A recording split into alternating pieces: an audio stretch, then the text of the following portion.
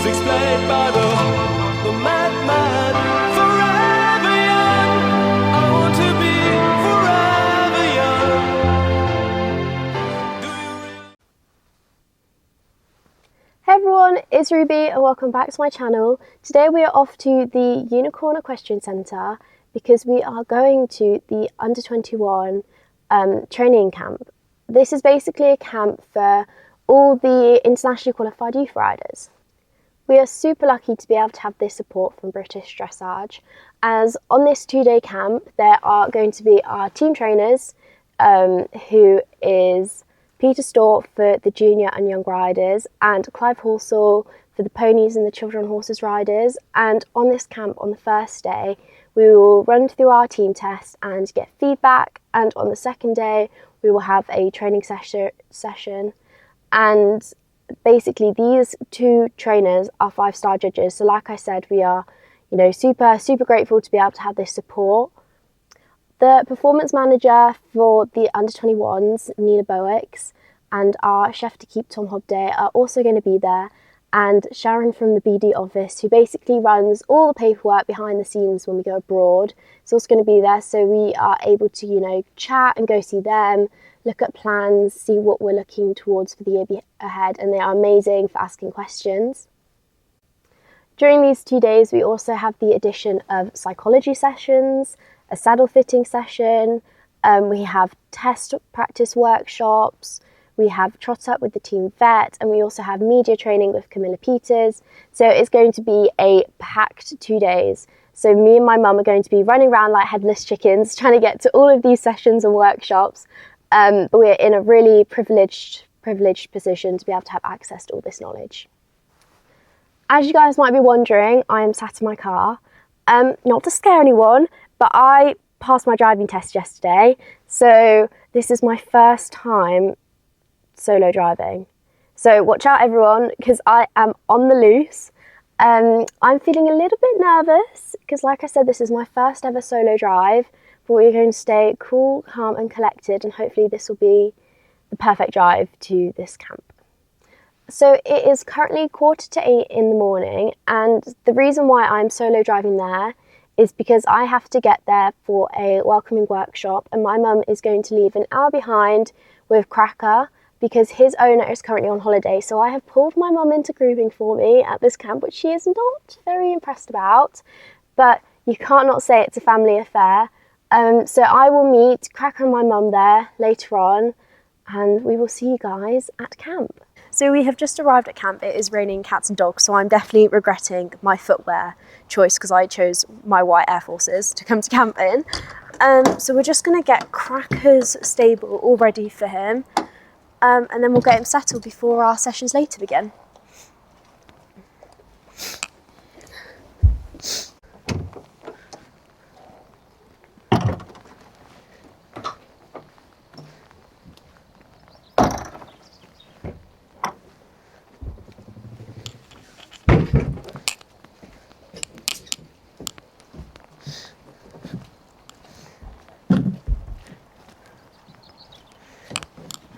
Now it's time for a game of Jenga. How many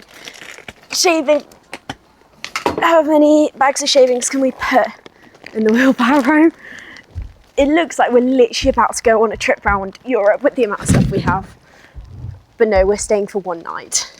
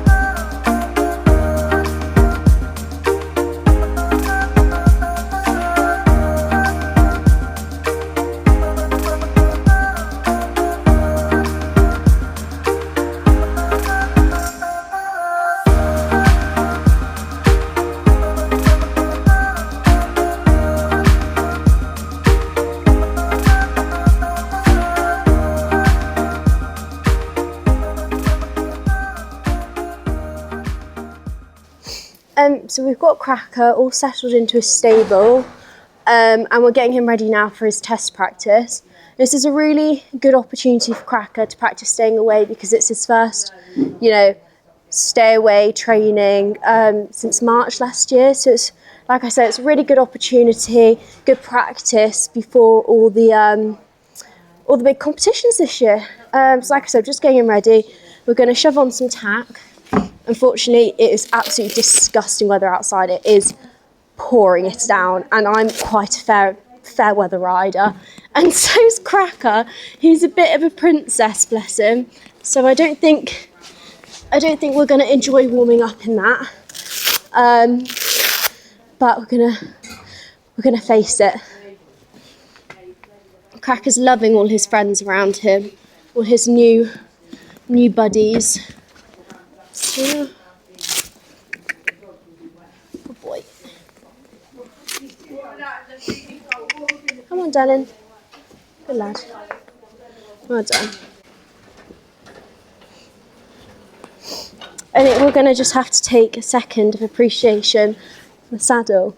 It's our first stay away with the saddle, and I just love all its extra little details, my initials on it. It's really special. It's my first ever custom saddle like this, and I'm in love. It is my baby.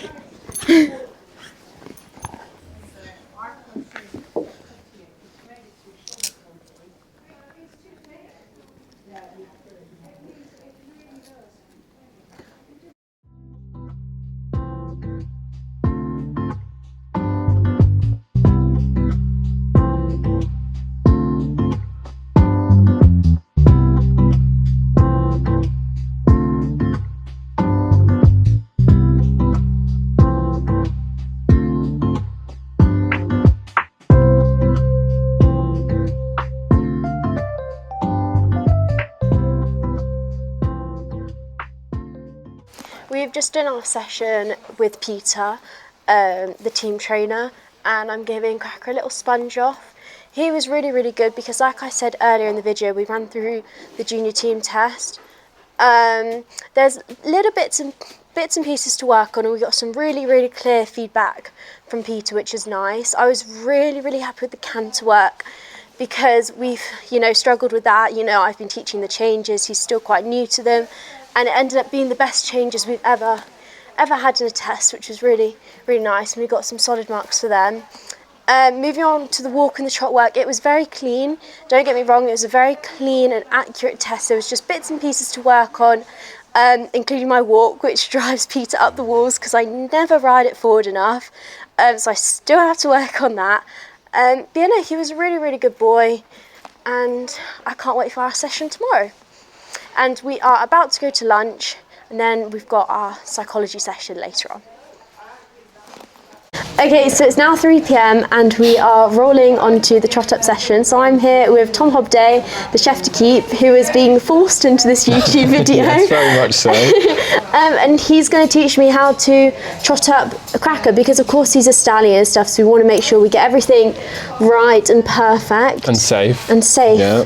So Tom's on the mic. Hopefully he's going to be a good boy, and it's just about training him and Ruby and how to manage different situations. Obviously here it's quiet and he should be pretty chilled, but it's giving Ruby the techniques and him learning how to manage a trot up in the slightly more hectic situations at the bigger shows. So it'd be good for Ruby to have a go today, and hopefully he'll be a good boy. Hi, my name's Dan Chapman, and today I'm helping prepare riders for horse inspection. We're here with Ruby, and we're going to be looking at how she presents her horse for horse inspection. I'd like you to bring your horse up and stand as if you were presenting in front of the ground jury. Super, well done. Now I know you've got a lot on your hands at the moment, but remember when you do present, it's quite good to say good morning or good afternoon to the ground jury, just because you're making that contact with them and presenting yourself.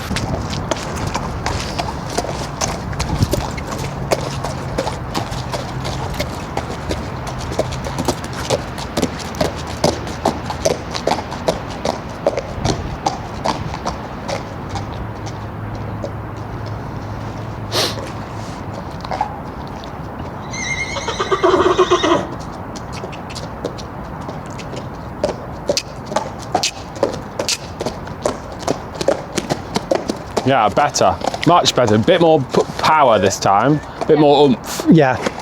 And I would be tempted when you feel, I know I was a bit brave clicking on your behalf then, but I would be tempted to encourage him a little bit more forward. Don't rush him off his hind legs, but I would encourage him a bit more forward. So what Dan didn't mention earlier is he is actually the steward at all the big shows such as the Olympics. He is the main man behind all the scenes. So yeah. Okay, well thank you very much for that. What we're having a look at today is the new FEI measuring device. Yeah.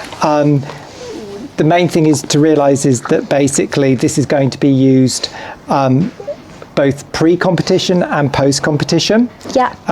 Pre-competition, the tests can be either random or it can be targeted.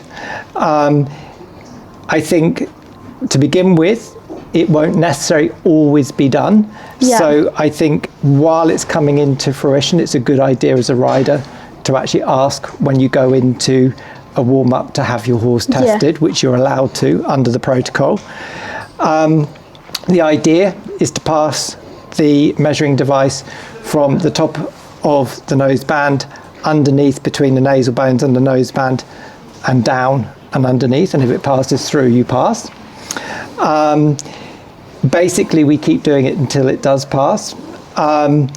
Today, been really impressed here because actually I think everyone's nose bands have been actually spot on. Yeah.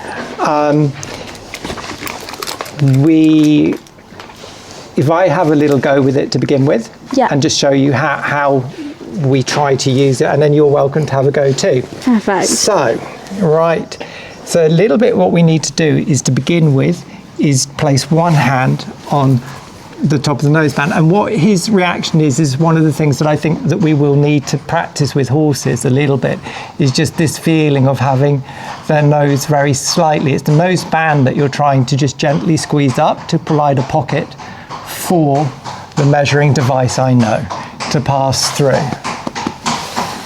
Then we take the measuring device and we use one finger, either a middle finger or, and actually this is quite good because it will, and we just gently pass it through. Yeah. And it's just a feeling that horses have to get used to. I think it is a feeling. I think it's by practicing. I think we've all just got to spend time to practice. The words that we use is that we encourage the steward to be gentle. Yeah. We talk about reasonable force, reasonable pressure. Now, as it came through, you might see that it got a little bit stuck at times. We had a horse going by and he opened his mouth a little bit. So that's not a reflection of the noseband being too tight. That was just a moment where he opened his mouth as the noseband was passing through. And the third word that we're looking for is laxity, because what we're looking for when we do this is basically we're looking for laxity within the noseband, which basically is decided by whether this passes through or not. Yeah. And in this case, it passed through brilliantly. Perfect. We've passed. You have. So we are back upstairs doing some paperwork, and I am with Sharon, the International Youth Officer. And Sharon is the most incredible lady. She does everything behind the scenes, and I'm actually not sure what we would do without her. So would you like to explain almost like what your job is, like kind of what you work with and everything you do? So mainly I do look after all the U21 riders, as you know, from children, ponies, through to juniors young riders. I do all the show entries, communicate with the show organisers, plan the European Championships. So we go all the way through from Premier Leagues, high profiles, to international, to Europeans. So all behind the scenes. And we could not live without Sharon. She is our hero. Not sure about that. I am now with the legendary Nina Boex, who... So we are now with Nina Boex, who is our performance manager for the under-21. So Nina, what is it that you do? What is it that I do? Well, Ruby. This can be a long one. Basically, I have an overview of the whole team and the pathway. and work with the likes of Tom as a chef de keep, Sharon as international officer, as well as coach advisors and liaison with the selectors in how our riders and athletes go forwards with their horses throughout the season. So I can remember when we first met, but Nina, what can you actually remember? Oh, now Ruby, there's been so many memorable moments. She wants to forget every memory with me. No, I have some very memorable ones. I think the one that really springs to mind was in Poland. He was still on ponies then. And the morning trip to McDonald's for McFlurries for a true athlete's breakfast. It really fueled me for the day. My order was specifically an apple pie and a McFlurry, and it was delicious to say the least. True athlete's nutrition.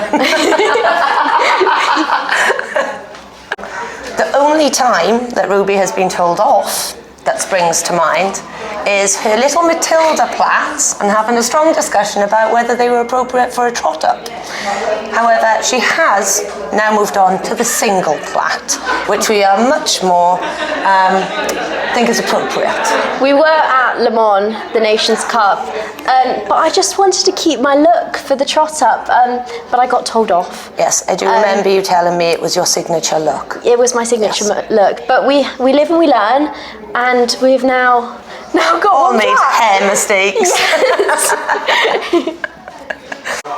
So the next person I have dragged into an interview here at camp is Clive Horsell, who is a 5-star judge who has judged at Senior Europeans, World Cup finals, and some could say he is a literal fountain of knowledge. And he is also the BD youth trainer for the children horses and the ponies. And technically without Clive, I would not be here. So Clive, tell us the fun fact. The fun fact is, Ruby, is that I actually introduced your dad and your mum together many years ago at a BD ball in London. That's fun fact number one. Then fun fact number two is that I can remember when you started riding ponies and you came to try Peanut, who was looking for his next rider, and you did a great job, but Peanut was getting quite perky, so we had to, your mum was coming saying, I think we need to take your spurs off, Ruby, as he was getting faster and faster in canter. And you were about 10 years old then. I was very tiny and I did not have many breaks. But yeah, no, and Clive also, he used to train me on my old pony Lola, who many of you can remember, and we also, he joined us on my second Europeans actually in Poland, as Big G, my dad, did not attend as he was doing his own championships in Herning. So yeah, no, Clive saved the day really. Yeah, no, we had a great time, didn't we, in Hungary. Was it Hungary? It was Poland. Oh, Poland. That shows how memorable the trip was. It was Poland, and Lola was like super sensitive, wasn't she? Yeah. And not the easiest to ride, but you did such a good job with her. It was always about keeping her calm, and we had a great time. Your mum was there. Of course, your dad had bigger things to worry about than pony Europeans, but we had a great time. You did a super job with Lola. And we definitely held our breath through those tests. I held my breath more than most people should, but anyway, it was great. It was really super to watch and follow, and we had a great time. So the final part of today, I am with Peter Storr, the junior trainer, and we are going to run through the tests that I did this morning, going through all the marks, looking at all the detail and stuff, and where to improve.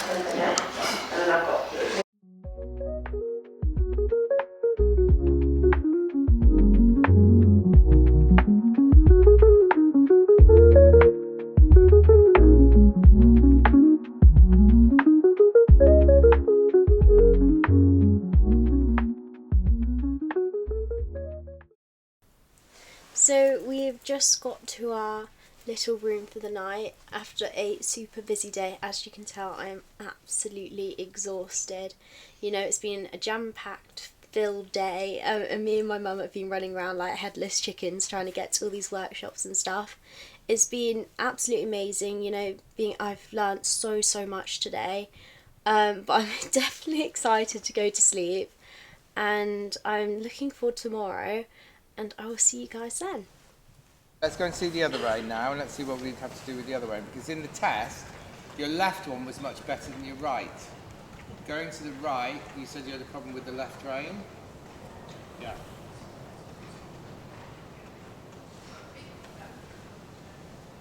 So you want to limit the amount of bend. Balance now. That to me looks like a good 8 type of thing now. Yeah. You're always bending up in that with this horse. Because as you go around the corner, you'll sort of slightly escape through the outside shoulder. So you have to actually just be more aware of that neckline. Good. And shoulders. Super. And now just trot the trot out. Yeah, you'll be struggling to get less than 8 for that. That was completely that looks different. Wait, body forward, lean, go. Lean. Yeah, and then sit up again, you come back again. Good.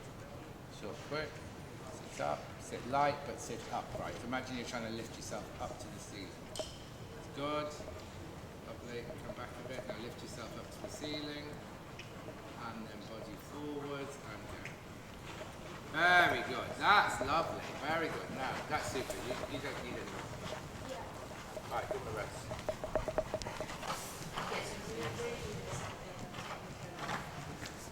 Good.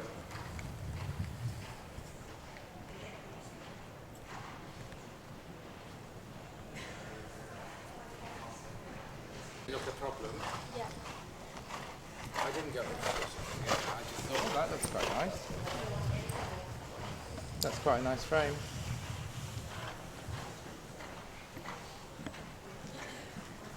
Very nice. That jumped in the air more. So we have just had an absolutely mega training session with Peter after our test riding yesterday. We mostly worked on the walk, you know, because Cracker struggles, he has a massive walk, so then when we get to collecting it, it can be really hard for him to be able to, you know, scoop up that walk and make it small again. So we really worked on that and keeping the activity, because I am known for riding my walk so slowly. So we really worked on that. It annoys Peter so much, so thankfully we got it today. We also worked on our trot work after yesterday,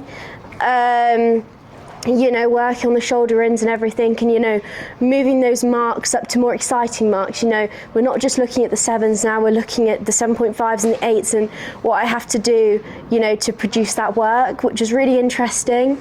What I was most happy about as well with Cracker, because of course he's younger, we've just put the changes in. So all our changes were really good today. Even better, sometimes Cracker can really come back at me at the change, but he really stepped through today in the flying change, which was really, really exciting. So it was an amazing session. So thank you, Peter. And we have just had 15 minutes to get Cracker all sponged off and finished after riding before our media training session. So we've literally been running around like I'm Usain Bolt. I mean, I've been moving at a crazy speed. So yeah, now we're ready for our next workshop. So we'll see you in there. So it's 11:30 now, and I am at my media training with Camille Peters. So Camille, what is it that you do, and what's your kind of job role, and what are we going to be doing today? So I'm communications manager at British Dressage. My role is based all around our social media, our news, our website, our emails, all of our content, all of our video content. So firstly, it's a really cool job and I love doing it. Today, we're going to be doing some practical media training, building your interview skills. So I've got a really fun list of questions to go through. You get to stand here, talk to this, talk to me, and then as we go through, I'll offer you some little tips and hints on how you can be better at interviews and basically get some more experience to know what to expect. And I mean, this is absolutely perfect considering I've just started my YouTube channel. You know, I'm a bit of a newbie, so it's good to get that practice in and really know what I'm doing. Let's get started. Perfect. So what we're going to do is, this is recording. This is going to be used on our BD Youth channels. So it's actually content that we're making, that we're actually going to use, which is great. Yeah. This first one, you're going to look at me over here. and we're going to have a little chat. And like I say, as we go through anything, you're a pro anyway, but if I spot anything, I'm trying my best. Any advice, I'll stop in between the questions and just let you know. Amazing. So, I'm going to get started by asking you to tell me about your horse. Tell me about Cracker. And this time, we're going to change from talking to an interviewer to talking straight to the camera. Yeah. Nothing changes. You know what you're doing anyway, so it's not scary. Yeah. So what we're going to do is you're going to give me your full name, introduce yourself, name, age, your horse's name, what level, FEI level you're riding at, what your goal for the year is, and then something about you that's a fun fact, or something about you and Cracker we don't know. Okay. Or could be your favourite takeaway. Okay, perfect. So what we'll do is I'll count you down, 3, 2, 1, a little pause so that I can edit it, and then off you go. Perfect. So, 3, 2, 1. Hi, I'm Ruby Hughes. I'm a 17-year-old dressage rider. I'm part of the BD Youth. And I'm currently riding my 8-year-old stallion, Firecracker. This year we are campaigning at the junior level. So it's now 12:30 and I've come to my psychology session with Lainey. So me and Lainey have worked together for a few years now. The last time I saw her was before the Europeans. So it's nice to have a little catch up and see where we are before the season ahead. So Lainey, what is your job within British Dressage? So I'm a performance psychologist, so I've worked with these squads now for a number of years, really coming in to try and help people understand how their mind impacts performance, and can we start to learn some skills to manage the mind to help optimise performance. Yeah, and you have a little saying that it's your chimp, isn't it? So could you explain that, please? Yep, so the model that I work with is the chimp model. So we start to recognise that, you know, it's a natural part of life that sometimes we get those unhelpful, unwanted thoughts and feelings. We see those as coming from a part of the mind that we call your inner chimp, which is there for a reason. It's there to help keep you safe. It's just not always particularly helpful. So I do a lot of work with riders to try and help them understand where maybe they might notice their inner chimp before a competition, in training, and look at when we notice it, what strategies can we put in place to try and manage that so we're thinking in a more helpful way. And this is amazing for me to work on before the season, because like I've said earlier in the video, I'm coming into the season with a completely different approach. Usually I come in, you know, with a schoolmaster feeling a little bit more confident, and I'm coming in this year with Cracker, who I've, you know, trained myself. So it's being able to change that mindset to be able to help him and look towards the future with him as well. So this works perfectly. Yeah, perfect. So with that idea of kind of the inner chimp, what do you notice talking about working with Cracker this year? What sort of thoughts is your chimp? Are you noticing from your chimp about this season with Cracker? I think for me, in my brain, I almost get nervous I'm not going to get the movements, especially with the flying changes. You know, he's new to them, he's new to being able to recognise them on the line. So sometimes I can happen to back off, which is really important with this, you know, with a schoolmaster you can get away with it.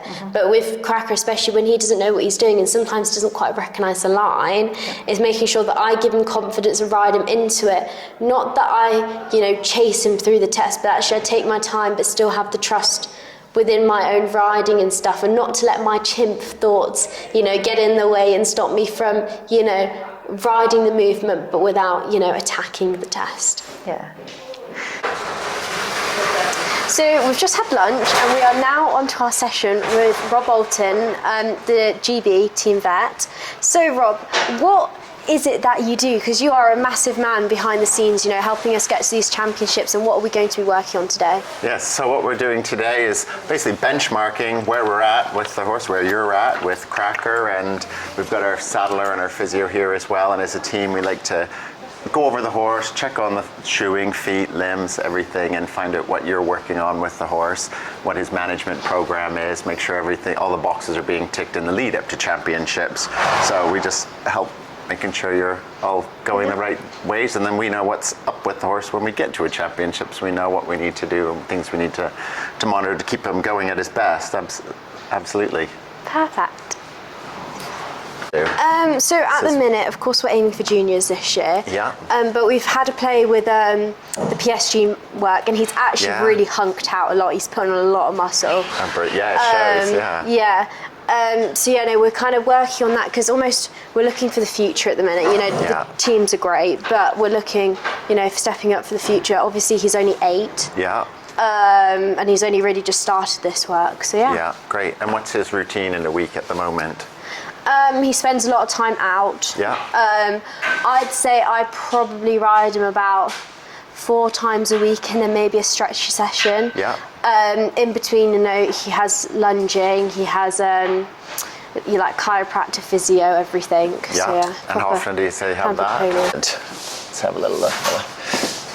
Ah, boy, the shoeing's excellent, isn't it? Good old Aaron. Plenty of support. Yeah, he does a great job. Beautiful. Good, nice tootsies. Boy. Yeah, very tidy. Boy. He's like massaging my ear. Boy, does that feel good? Great. Right, do you want to have a feel? Yep. Good boy. Okay, so now we are moving on to our physio session with Kate Stevens. So Kate, what is your role within British Dressage and what are we going to be working on today?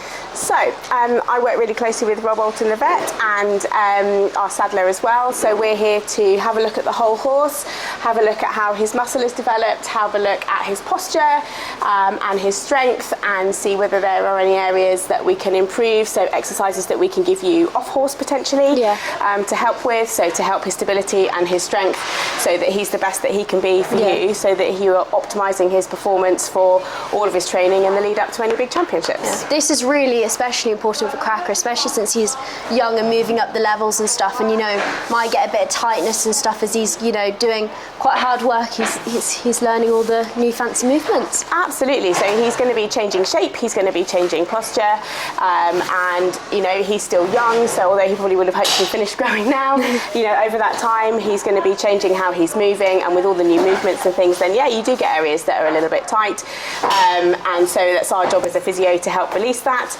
but it's also our job to make him as strong and as stable as he can possibly be, so that he can do all of those cool movements, so that you guys look great. Perfect. That's the idea. Amazing, by the way. Thank you so much. I think he scored the top marks on all musculature for everybody. Amazing. He loves it. He feels like a proper hulky man, doesn't he? He knows he's I never score 5 out of 5 on a neck, and he's got 5 out of 5 on a neck. He knows he's the big man. You're very impressive, aren't you? I know. There's a lot going on outside at the minute, so he's a bit like, oh my god. Busy. Good boy. I know, you can hear all the lorries. It's okay though. Good lad. There's a good. So what's unusual about Cracker is he actually breeds alongside, you know, his work and everything. So what would you find, you know, you tend to find on the breeding horses, and what should I work on with him? Okay, that's a really good question, Ruby. So quite often we see with stallions that are still breeding, they tend to get quite tight and sore over their sacroiliac region and their lumbar region because of the nature of what they do. So it's really important that we make sure that this area doesn't get tight, and if it does, that we release it regularly. The most important thing as well is also to ensure that he's nice and strong through the middle. So you can see here quite a lot of horses will have a little bit of a dip here, and they're not necessarily as well muscled, but Cracker here is a perfect example of how his muscle should be developed through his back. So you can see me just lifting his tummy here, and you can see the whole change in posture. So because he likes to do this and stick his head up in the air and dip through his back, it's really important that we keep him strong through here, so that as he collects and does his movement and his work, that he lifts up through here, so that he can then do the movements that you want to do with him. And the important thing about that is that then he doesn't overload this while he's working, so he can use this for when he's breeding, and we can make sure that it all ties together and he can do the right job for the right time. Amazing. So this is our very last session of camp, and we are here with our British Dressage saddler, Ruth Wyatt. So Ruth, I think you're going to be having a little look at my new custom saddle, which I'm very excited about. And what else? What are we looking for? Perfect. So, yeah, Ruth Wyatt, I'm a master saddle fitter, master saddler and qualified bridle fitter through the Society of Master Saddlers. And we are going to do some static measurements where we will retake the way tape in the templates, front, middle and back of saddle, to review if there's any changes from last time. and we'll go through the principles of saddle fitting while we're static. And then a very important part of the saddle fitting assessment is to do ridden. So we'll do walk, trot, canter, both reins, and that's where we check for saddle straightness and the horse once it's in motion. Yeah, perfect. All right. So we have the templates from the last visit and the visit today. So we've got the front template, which is behind the scapula, and the red line is today, so we can see that we've certainly built up in that area. Much the same at the base of the wither, which is the second template. Then T18 at the back of the saddle, again with the red line today, so we've certainly developed in that area as well. Yeah, and the amazing thing is that this corresponds well with what we do from a physio point of view. So we broadly muscle score all the major muscle groups for the horses that we monitor over time. So we don't compare horse to horse, but we compare each horse to each session that we do. And so 5 is extraordinarily well developed, 4 is well developed, 3 is developed, 2 and down, obviously the less developed that you go. And when he was 2 years younger, which was the last time we saw him, I think, he was scoring around 3.5 for everything. He's now scoring 5 down the front end and 4 generally out of 5 out of everywhere else. So that corresponds directly with what we're seeing with the saddle as well. Very positive, good. So we always have the horse stood square for the assessment of the saddles, so we can check for symmetry. We also check the saddles from both sides. So looking through the principles of the saddle fitting, we've got the balance of the saddle. So the idea of the saddle is to distribute the rider's weight evenly. So we want the riders to be centred from front to back, and that's where saddle balance is important. We then check the width, which is at the front, and we want the point of the tree to align to the horse's shoulder, which this does quite nicely. So we've got nicely supported at the front. And then we check the length. So we've got the last rib, and then when we follow the curvature up, we need the saddle to be within that last rib so that we've got the weight bearing area. And then you've got the contact through on both sides, which is good. With it being a flocked saddle, they're much easier to sort of fill the hollows, add a little bit at the front and take a little bit from the back if you needed to. With this being a new saddle, it's likely going to, with the horse's movement and with the rider and every time it's girthed up, it's likely to settle and drop a little bit at the front. So we expect them to drop a fraction, and then sometimes you get a little bit of a movement. But all new saddles should have a follow-up check at the very latest, sort of 3 or 4 months' time. But I know you have yours routinely done, so that's perfect. And likely they'll redo the templates and give the saddle a top up a flock at the front, especially under the stirrup bars and behind the shoulder where it's needed to. Amazing. But very nice.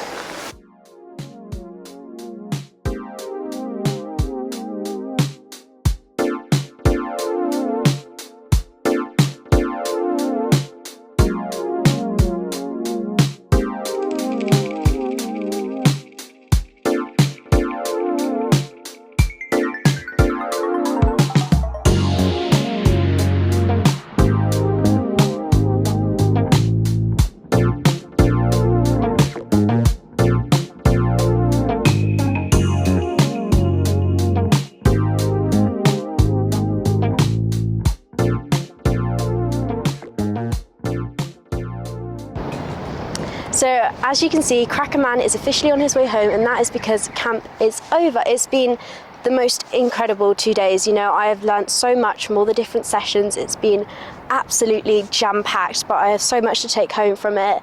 I'm going to go upstairs and go thank the team. That, you know, the whole of British Dressage has been, I'm so grateful for them to put on these camps. They, you know, they really are insightful. And then it's time for my solo drive home. So let's hope I don't get lost, and I will see you guys on the other side. If you enjoyed this video, make sure to go like and subscribe down below, and I'll see you guys soon. Bye, love.